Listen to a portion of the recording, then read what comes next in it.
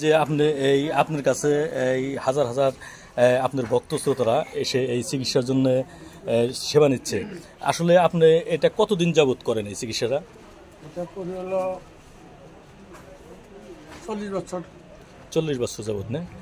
ওই মানে আপনি মানে কোন কোন এই রোগী দেখেন এবং কোন কোন চিকিৎসা করেন? আল্লাহ পাকের ইচ্ছা, আমি কিছু জানি না, যা কিছু করে মালিকে করে। আমি উপলক্ষ তাই বুঝছিলামই, কিন্তু উনি উদ্ধারের মালিক উনি।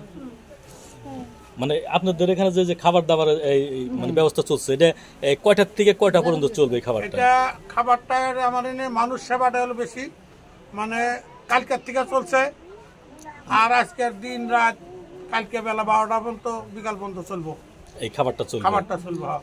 1000 খাইলেও সমস্যা নাই, 50,000 খাইলেও সমস্যা নেই, পুরিব না।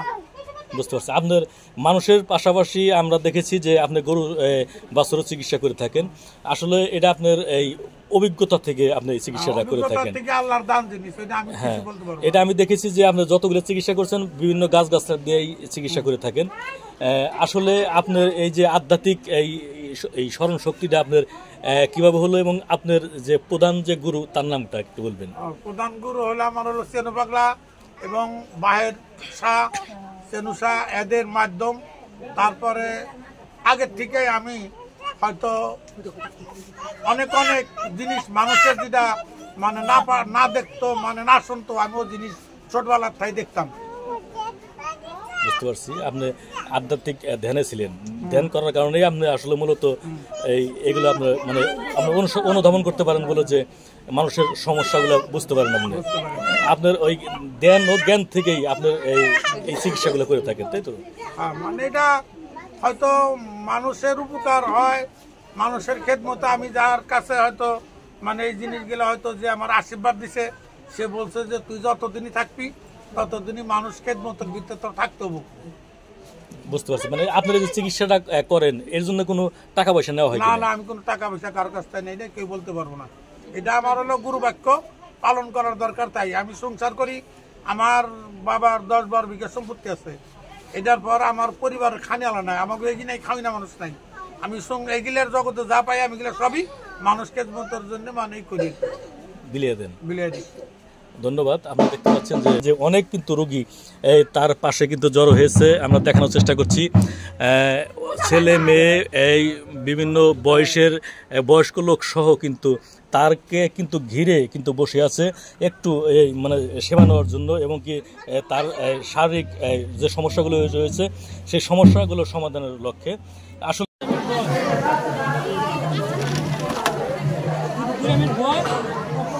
কত ব্যাগ নামছে আনুমানিক? হাতে একটা তরকা আছে, এই বাচ্চাটি কাটবে, তার বাচ্চা সে খুব সুন্দরভাবে মাইকে রেখে আসবেন। 3 থেকে 3.5 মতো।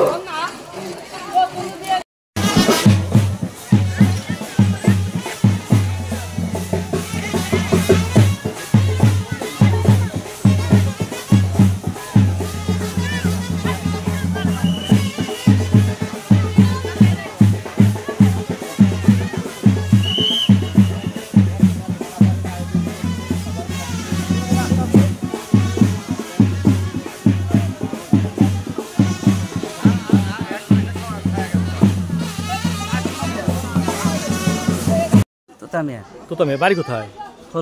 খলসি না? এই যে সুলতান ভাইয়ের এই মানে আস্তানায় যে আসছেন বা ওনার যে চিকিৎসা নিচ্ছেন, মানে আপনার কি সুস্থতা হয়েছে কিনা?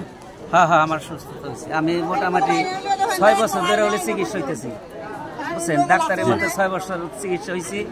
ডাক্তারে বলছে আপনার শেষে ব্যাগ ডাক্তারটা বসে বলে আপনি যে সমস্ত আপনার যে চিকিৎসাটা করছি বাংলাদেশের চিকিৎসা শেষ, আপনি তাহলে অপারেশন হইতে পারেন, বুঝছেন। হ্যাঁ, সে ডাক্তার এই শুনেই আমি অপারেশন হয়েছি, বুঝছেন। অপারেশন হইয়া মোটামুটি মাসখানি একটু ভালো লাগলো, তারপর আবার জ্যাম্বা আবার হ্যাম্বা হয়ে গেলাম। ফের আবার যে ডাক্তারে বললাম তাহলে কি করা যায়, ডাক্তারে বললো বলে আবার অপারেশন অনেক। আমি বললাম একবার অপারেশন মেরুদণ্ড হাড় কাইটা ফেলাইছেন, কাইটে পাইপ বেরো দিছে, আবার ফের কি অপারেশন করবেন? হ্যাঁ সে কান্দাকাটি করি করতে একজন আমার বললো এখানে সুলতান পাগলা আছে ওখানেটা আপনি যান। আল্লাহ করলে আমি এখানে আসার পর থেকে আস্তে আস্তে পাগলের কাছে বললাম, পাগল করলো আপনার অসুখ তো মেলা দিন কর, আপনি আস্তে আস্তে আল্লাহ মাফ করবেন, বুঝছেন। যেভাবে সে বলছে আল্লাহ করলে আমার সেইভাবে মুক্তি পেয়েছি। ধন্যবাদ। আইছেন বনগ্রাম উত্তরপাড়া না, এটা কোন থানা? নাগরপুর থানা না? ও মানে কি উদ্দেশ্যে আইছেন এখানে? আইছি আমার মেলা সমস্যা, আমার বেড়া বেড়ি সব আর গেছে, আমি নিজে ভালো থাকি না, অসুস্থ নিজে ভালো থাকি না, থাকি আর জন্য আইছি। মানে এই রোগ থেকে মুক্তি পাওয়ার জন্য আপনি আইছেন আসলে, তাই না? মানে আপনি কাজ প্রথম মানে কার কাছে শুনে আসলেন আপনি? আমার আশেপাশের লোক আগে আল্লাহ ভালো করছে।